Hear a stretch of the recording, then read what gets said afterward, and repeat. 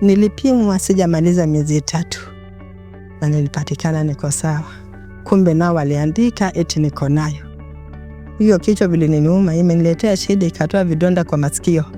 Hii side yenye nasikia maneno, kuna vidonda ndani hadi saa hizi. Sasa daktari akasema hawezi akaendelea kunitibu upande kichwa, lazima hizo vidonda vipone. Akaniandikia dawa. Hii ugonjwa inatakikana dawa, na dawa ni pesa, na hiyo pesa pia ni shida. Vile kwa saa zingine naweza maliza hata mwezi kabla sijazimeza. Kwa sababu gani? Ya mapato. Sasa saa hizi nimekaa vile unaniona hivi, siwezi nikafanya chochote. Mimi vile unaniona hivi siwezi hata nikafagia nyumba. Niko tu hapo mfano. Niko mzima kwa mdomo. For example, if patient A has scleroderma, has stomach issues, has Raynaud's, has a chest issue, the medicines are all different. So there's no magic pill that sorts everything out.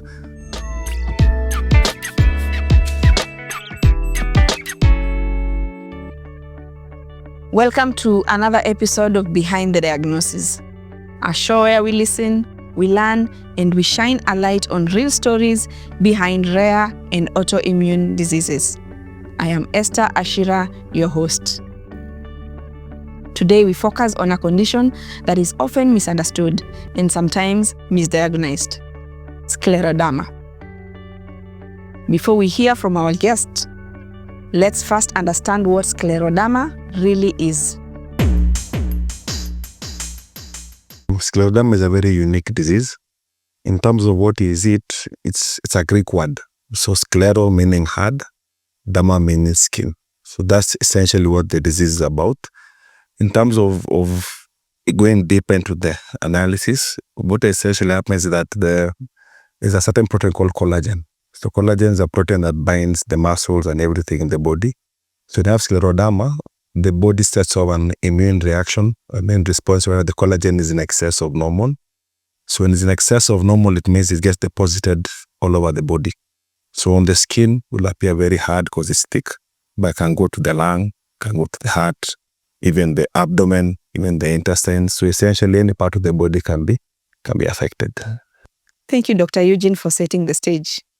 Now joining us is Caroline, a resilient woman who has been living with scleroderma and navigating the challenges that come with it. Karibu sana.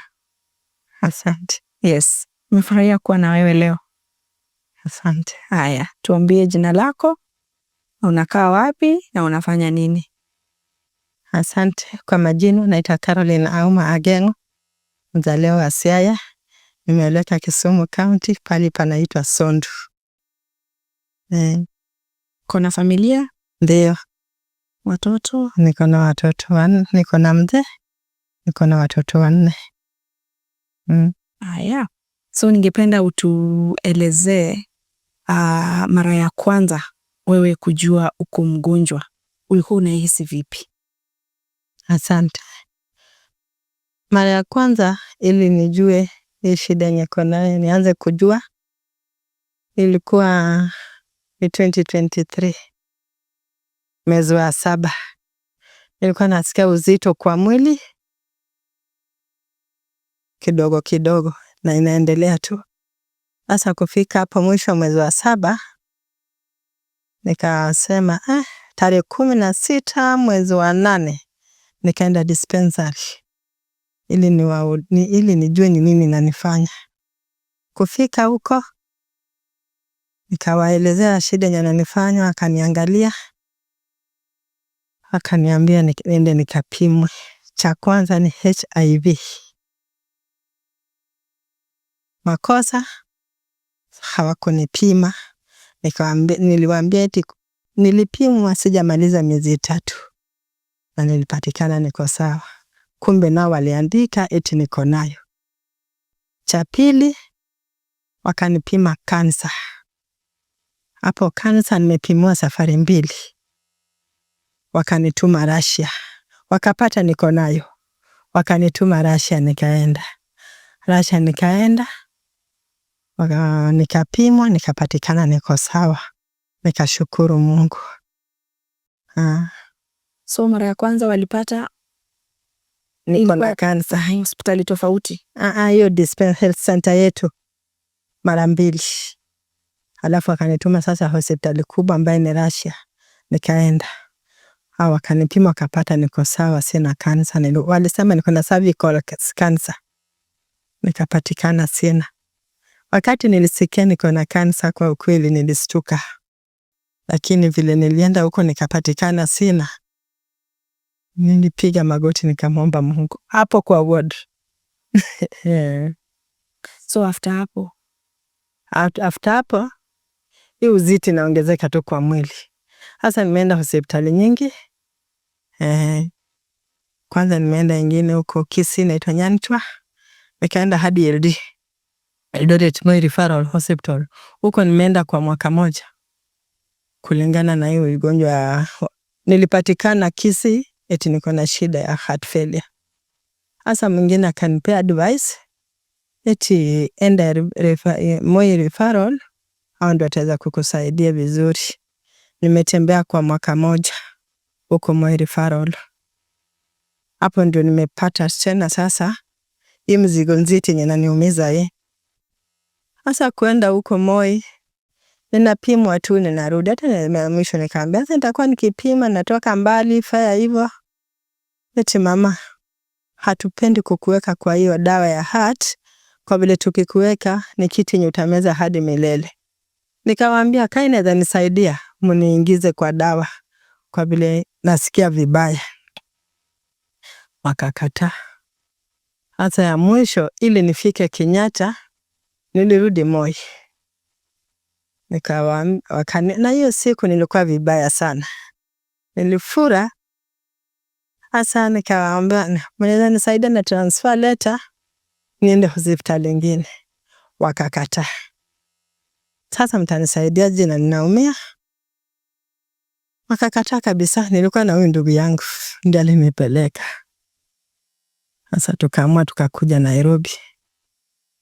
Ndio tukaenda Kenyatta. Hapo Kenyatta nilienda na hiyo shida ya heart, ndio tulikuwa tunajua hiyo shida ya heart. Kwa vile popote nilikuwa naenda nikipimwa ni hiyo heart nilikuwa inatokezea kwa result. Sasa nikienda Kenyatta nikaenda ward 7 huko juu. Nikamaliza huko siku 5 upande wa cardiac. Sasa daktari akakuja huko, alikuwa anafanya round. Nikapatikana karo. Sasa unatoka kwa hii ward tunakupeleka kwa ward nyingine. Nikawauliza mbona eti twende tu. Nikaenda kwa vile natamani uzima. Nikaenda. Sasa ndio nikapatikana, nikaingizwa kwa ward ya Ruma. Sijajua ni nini mbaya. Sasa ndio nikaja nikapatikana niko na hii ugonjwa tena. Ndio wakati kabla sijakuja Kenyatta nilikuwa ninaona mwili yangu inachomeka, skin yangu. Sasa nawauliza hata watu wa Eldoret, mbona skin yangu inachomeka? Nini mbaya? Kumbe walikuwa hawajajua ni shida gani. Hasa hii shida ilikuja kagunduliwa na hapa Kenyatta. So symptoms zenye ulikuwa nazo ilikuwa uzito kwa mwili? Uzito kwa mwili. Hiyo ngozi pia inachomeka. Nilikuwa nimechomeka saini ya jambo. Na nilikuwa nimefura saini niko sawa. Alafu appetite pia hiyo ugonjwa inatupa kabisa. Alafu naona nimefura hivyo na weight naye nimelose. Sasa ndio vile. So hapo ndio sasa vile walikuambia Kenyatta ndio wakakuambia uko na Scleroderma. So vile walikuambia ulihisi vipi? Juu umekuwa ukizunguka, mara ni HIV, mara ni kansa, mara ni heart. Mwishowe ulihisi vipi? Sijastuka kwa vile upande wa HIV na nilijua niko sawa. Niko sawa, niko mzima. Upande wa kansa pia nilijua sasa niko sawa. Asa kukuja hapa Ruma, wodi ya Ruma, nikapatikana siko peke yangu. Nikapata mwingine pia amechomeka kuniliko. Na ngozi yake pia ni ngumu kuniliko. Hata tukashika urafiki hapo. Tuko marafiki hadi wa leo. Yeye pia kuniona anacheka. Na kumbe pia nimepata mwenye ako kama mimi. Bahati nzuri ama mbaya tukalazwa, hii ni kitanda yangu, hii ni yake. Ulikuwa umewahi sikia kuhusu Scleroderma? Nilikuwa sijawahi sikia. Hiyo siku ndio nilisikia. Eti kuna ugonjwa kama hiyo. Mimi nilikuwa najiuliza chenye na nichoma mwili ni nini. Familia yako ilichukuliaje? Kustuka nayo unajua kitu kama hiyo kiingia kwa familia lazima familia wastuke. Hata wanasema saa mtu mmoja wewe uko na heart failure. Tena hii pia cha pili. Hii ugonjwa inatakikana dawa. Na dawa ni pesa. Na hiyo pesa pia ni shida.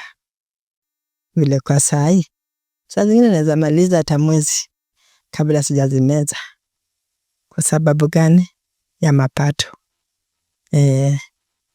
Kwa sababu ya mapato. Kabla uko mgonjwa ulikuwa unafanya kazi? Nilikuwa nafanya biashara ndogo ndogo za wamama. Kwa napata kitu kidogo napata vile naweza wekea watoto wangu chakula kwa meza. Mzee pia akinipea kidogo. Kwa vile mzee ni mtu wa jua kali tu. Hasa saa hizi nimekaa vile unaniona hivi. Siwezi nikafanya chochote. Mimi vile unaniona hivi siwezi hata nikafagia nyumba. Niko tu hapo mfano. Niko mzima kwa mdomo. Ole. Na ni madaktari wanasemaje, ni kitu inaweza pona ama ni kitu ya kuendelea kutumia madawa? Nao wanasema sio kitu ya kupona. Lakini nili accept. Mara kwanza nimekuambia eti wakati nilienda kwa ward sikupatikana niko nayo peke yangu. Sasa hapo ndio nilisema kumbe mimi sio peke yangu. Nika accept hiyo ni kitu yenye hivyo. Okay, umesema maisha ilibadilika kabisa. Watoto wako wako shule ama walimaliza? Mdogo ndio baada kwa shule. Hao wengine wamemaliza na hawajapata mahali pako. Bado hawajapata penye naweza tafuta nini. So matibabu unakuja Nairobi? Ndio. Unakuja kwa muda mgani? Saa zingine ni mwezi moja, saa zingine ni mwezi mbili. Hasa vile saa vile next month walikuwa nataka nikuje twice, nikawaomba tu kulingana na penye ninatoka na unajua fare pia iko hapo. Hasa nikawaomba kaniwekea tarehe moja. Kliniki yangu ya kwanza ni ya Ruma ambayo ni tarehe 2 mwezi wa 10. Sasa hii ya maskini nakwambia pia wameniweka tena kliniki. Haya, niko na kliniki pia tumbo pia niko na shida. Nilikuja nikapatikana niko na shida kwa tumbo.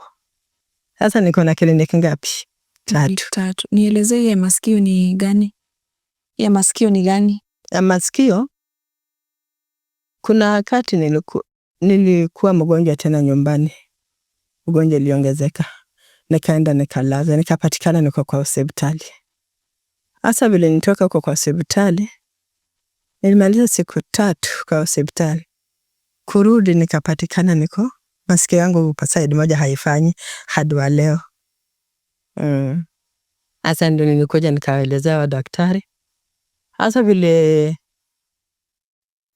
niliwaelezea ndio daktari wangu wa Ruma kanituma kwa daktari vile kichwa inaniuma, ikiamua kuniuma inaniuma sana. Na shingo pia. Shingo yangu saa zingine inakataa. Uwezo kafanya hivi vile uko hivyo. Hasa daktari wa kichwa nikatuma kwa daktari wa kichwa. Kwenda huko daktari akaangalia hiyo kichwa vile inaniuma imeniletea shida, ikatoa vidonda kwa masikio. hii side yenye nasikia maneno kuna vidonda ndani hadi saa hizi. Sasa daktari akasema hawezi akaendelea kunitibu upande wa kichwa, lazima hizo vidonda vipone. Akaniandikia dawa. Sasa zikishapona ndio nirudi hiyo tarehe nyuma niandikia yenye niliwaomba tarehe 2. Ndio nikirudi wakipata imekuwa sawa. Sasa ndio wataona watanielekezea wapi. Na tumbo naye pia niko na tarehe yake. Baya ni tarehe 2 pia. Nilienda Kenyatta. Chenye nileta shida ya tumbo nilikuwa hata vile tumekaa hivi nikisimama na situkia. Saa hizi hakuna uoga. Niseme tu si ndiye? Tuko hapa kuongea. Nikisimama damu inatoka tu kwa side ya kwenda choo. Inapita tu. Sasa ndio nikakuja kwa endoscopy. Nikapimwa. Wakanituma tena kwa colonoscopy. KU. Sasa nilipimwa tarehe 28. Sasa result nikarudisha Kenyatta. Sasa ile result nirudisha Kenyatta. Ndio nitaenda kumuona daktari wa tumbo tarehe 2. Ili nijue ni nini. Na hakuna daktari anaweza kushughulikia nje ya Kenyatta karibu na nyumbani? Baada kuna kwa vile ndo walikuja wakanigudulia hii kitu. Akasema hii nafaa upimwe na hii ndio tukuweke kwa dawa. Hatuwezi tukakuweka kwa dawa kabla hujapimwa. Sasa hiyo result ndio nilipeleka. Sasa ndio nitaweka kwa dawa. Hata sasa bado sijaweka kwa dawa.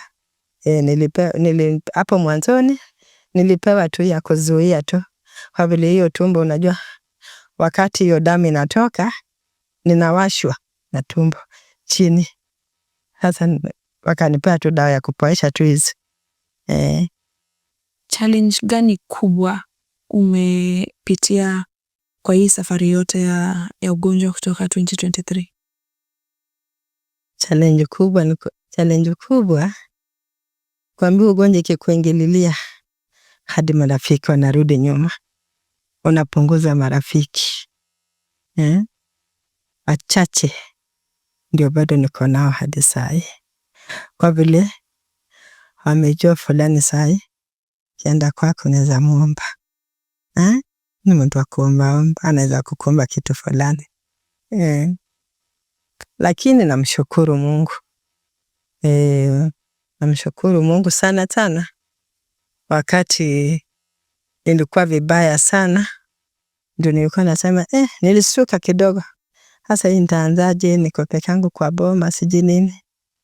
Na wakati nilitoka kwa ward ndugu wangu akaniambia kaa hapa ili bibi yangu kushughulikia kwanza uende kama umerecover. Hapo naenda mshukuru.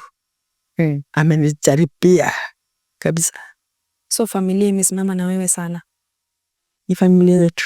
Familia yako imesimama na familia yangu. Na tunashukuru Mungu sana. Na ungependa ni ujumbe gani ungependa kwanza, kwa sababu unajua umesumbukana sana umpata matibabu na wewe ni Mkenya na najua unaweza fika mahali uangalie useme hii serikali, ni ujumbe gani ungependa kuambia kwanza? Tunaanza na serikali ya Kenya. Chenye naweza ambia serikali ya Kenya, kweli kuna magonjwa zingine zenye wanafaa wachukulie, waingilie. Kwa vile ugonjwa kama hizi zenye zimetupata, hakuna mwenye anaweza tamani apatikane hapa penye tuko. Na hizo ugonjwa ni za dawa za pesa, hata wanajua. Na pesa pia ni shida. Sasa ugonjwa kama hii sasa yenye niko nayo hii, umeona vile nimezihesabu ni nyingi, na hizo zote ni dawa. Na hizo dawa ni pesa. Na uwezo kuzipata kama hauna pesa. Haya serikali wanafaa wasaidie watu wenye wako na shida kama hii yetu. Kwa vile hizi dawa saa zingine ukienda upate ni za 30,000, 28,000 kwa mwezi. nimekuambia eti vile mwezi ya jana nimekaa kabla sijameza dawa kwa sababu ya ukosefu wa pesa. Si tu wamekataa kununua, pesa ndio imekosekana. Na unahitaji utumie hiyo dawa ndio ukue sawa. Mimi pia natamani, hata unajua, hata vile nimekaa tu hivi, lakini familia yangu wananiona ni furaha kwao.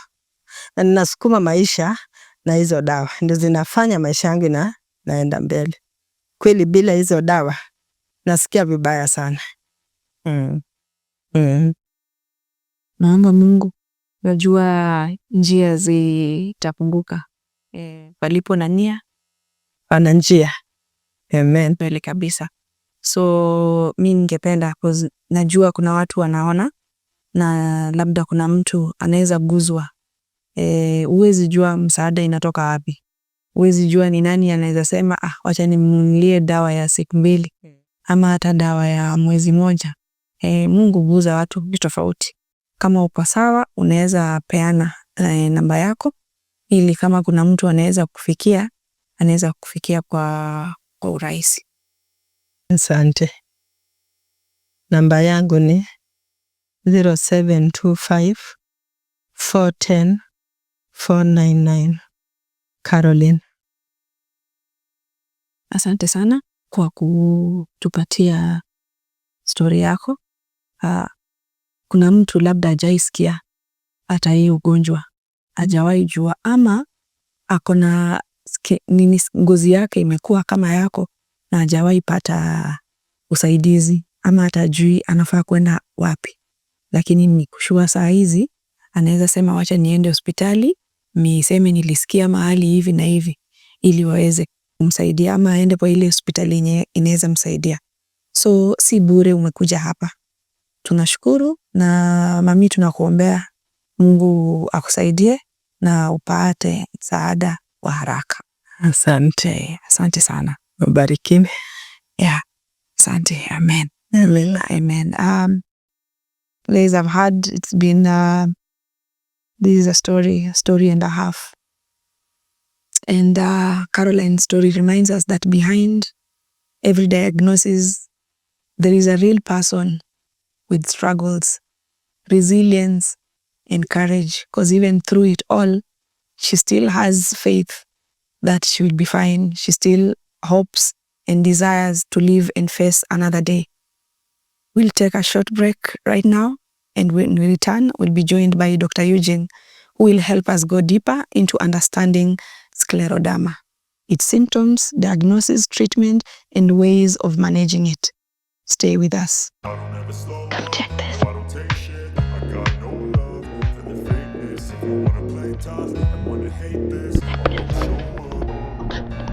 don't ever slow up, no I don't take shit. I got no love for the fakeness. If you wanna play tough and wanna hate this, I'll always show up and make a statement. I don't ever slow up, no I don't take shit. I got no love for the fakeness. If you wanna play tough and wanna hate this, I'll always show up and make a statement. Everything I do so instinctive. Welcome back to Behind the Diagnosis. Before the break, we had Caroline's heartfelt story of living with scleroderma. Now, I'm joined by Dr. Eugene, who will guide us through the medical side of this condition. Karibu, Daktari. Thank you for having me. Yes. A very sad story. Very sad. Scleroderma is a very unique disease. In terms of what is it, it's a Greek word. So sclero meaning hard, derma meaning skin. So that's essentially what the disease is about. In terms of going deep into the analysis, what essentially happens is that there is a certain protein called collagen. So collagen is a protein that binds the muscles and everything in the body. So when you have scleroderma, the body sets off an immune reaction, immune response where the collagen is in excess of normal. So when it's in excess of normal, it means it gets deposited all over the body. So on the skin will appear very hard because it's thick, but can go to the lung, can go to the heart, even the abdomen, even the intestines. So essentially any part of the body can be affected. Is that the reason why it's, while diagnosing it is so hard, and then the confusion, because you see for Caroline's story, HIV, cancer, and all those. Yes, that's true. Sadly, especially in the beginning, the body actually swells. So a swollen body, the first thing the doctor will think about is heart issues, like for her, or a kidney problem, because the body is actually swollen. So what happens is that the body first swells, and after the swelling becomes more hard. So the swelling part is confused. But in terms of other symptoms, things like fatigue can be confused for many things. Sometimes can come with heart issues, sometimes tummy issues, like some of the symptoms she was experiencing. Today you're bloated, tomorrow you're constipated. In somebody who's eye age, the first important thing about is what? Is cancer. The skin, the appearance is very darkish and hardish. So sometimes people may even confuse it for even HIV, which should not be the case.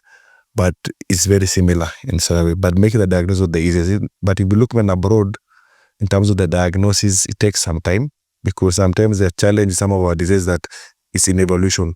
So in the beginning, it may look like this and eventually ends up being something. And during that period, and the disease evolving is when things can change. So that the diagnosis can be missed. Okay. So what's that one symptom that can distinguish it from the rest? The rest, it's a difficult one to answer. But if you go by the original definition, scleroderma is just hard skin. So essentially the skin, if you're able to try and pinch, you have the scleroderma and you're able to do what? To pinch your skin. Apart from that, I think some of the earliest signs, like where I studied, one of the earliest signs, something called Raynaud's. So Raynaud's, what it is that when it gets cold, your blood vessels become small. When it gets hot, your blood vessels become big. So when it becomes cold, and the fact that it's supposed to expand back, sometimes you have scleroderma, that expansion takes longer than normal. So the patient will tell you that during the winter or during a cold weather, they notice that the hands is tingling, there's numbness. In very extreme cases, you get color changes. So you find that it's either more pale and very darkish or bluish at the end. And they'll tell you that when I warm my hands, it gets better. Sometimes in Africa, it's a bit hard because you don't have winter. But simple tasks like washing dishes, doing because it's cold water, washing clothes, it's cold water, can tell you. Apart from that, fatigue, like for her, feeling heavy. For us, but that means more what? Or fatigue. Other signs are things like joint pain. In very extreme cases, cause muscle weakness. So they tell you, I'm not able to lift my hand. It can neither be to the tightness or just muscle inflammation. Apart from that, they also get tummy issues. They get a lot of reflux because imagine the hardness that's here, so hardware inside there. So the food enters, and then ideally they should be like a balloon, should be propelling slowly because the stomach. When you have scleroderma, that propulsion is not there. So it's just a one direct pipe. So the food goes in, and as the acid does what? Reflux. So I tell you about heartburns. That is what transferred to the stomach and now the abdomen. So the abdomen is in charge of absorption of food. So we're not able to absorb food because that movement is not there. It's called peristalsis. So in that moment, it's like they'll tell you today I'm constipated, bloating, there's what? Diarrhea. Depending on whether it's acting more than acting less. Apart from that, we've noticed around her neck, we call that salt and pepper appearance. There's discoloration of the skin that is there. Usually the sun is a trigger. They tell her itch a lot. They go to the sun. They can probably point in that particular direction also. She talks about medication being very, very expensive. And actually from her story, she says she's not been able to take medication for the past month or two. Is there a way this can be made easier? It's tough. It's tough. Partly because scleroderma is unlike other autoimmune diseases because, for example, if patient A has scleroderma, has stomach issues, has Raynaud's, has a chest issue, the medicines are all different. So there's no magic pill that sorts everything out. So the challenge that is that the patients take many pills, which means more money, isn't it? So that can be a challenge for the doctor in terms of telling them, because they tell my patient, tell them this one, to be honest, it's a bit hard. There's no one pill that does what? Sorts it out. But how we can help, I think the government can come in and help. I think if I hope not, I'm saying I hope it's politically correct. If we can spend 1 million for footballers, I've not against the football team. I mean, they can at least set up a fund. Okay, at least that can help. Abroad, we have a number of patient organization groups. It's something which I've been trying to push our guys locally to have. The patient organization groups abroad, what they have done, they've been able to push the companies, for example, go to Safaricom, go to Airtel, go where, get money as a pool of money. And then from there, they're able to say, okay, this is we have like 10 million. For the 10 million, they say now, for every patient goes to Kenyatta, we're going to spend like 2,000 or 3,000 rupees. So that you go to Kenyatta, as long as with the diagnosis, you will get the what? The medicine.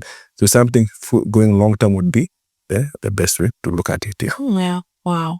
As rheumatologists, I don't know if you guys have a group or talk, because I find it so hard for her coming all the way from Kisumu to come to Nairobi for medication.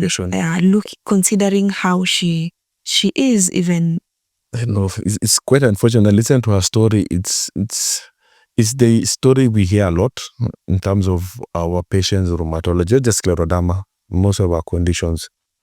We are really trying to improve our curriculum in terms of education, but in terms of for her, it's unfortunate because in Kisumu we have somebody there. It's a guy called Charles Omondi.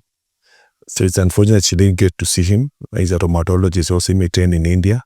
We have another lady in Eldoret also. She's called Beryl Ganda. She trained in South Africa. So it's unfortunate she never got a chance to see. So it can see there's a breakdown in the referral system. Sometimes I feel, I think one of the major issues I've had with some of our colleagues is that we have not been trained to embrace teamwork. And teamwork in that saying that this is out of my league, I need what? Help. We've always been trained to be, me, I'm number one, and the rest of you are not there. So we're trained to be sharks. And that's why we find rarely doctors work like group practices for that. And I think going forward, I think the thing is that for the future generation is to try, because when I teach them, I tell them that you cannot do things by yourself. So at some point, you have to know that this is not my domain. It's like for scleroderma, you can see the systemic involvement is a lot. At some point, I will need a stomach doctor, a called gastroenterologist. I may need a chest doctor, a chest physician, a pulmonologist. I may need a cardiologist. You can see, dermatologist also can be there. So you can see, I must be able to embrace that this is a team sport, yes. So I hope someone hears this and something is done, because the truth of the matter is these cases are coming to be more common and people need help, especially for people who are traveling all the way from the village, coming to Kenyatta. And I'm sure in Kenyatta you might take a whole day before you're seen, and then you're supposed to travel back.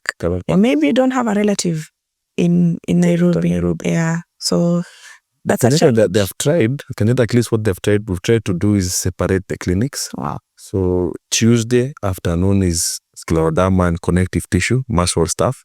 Then on Thursday is now arthritis only. So they have tried. In Nairobi they have tried, yes.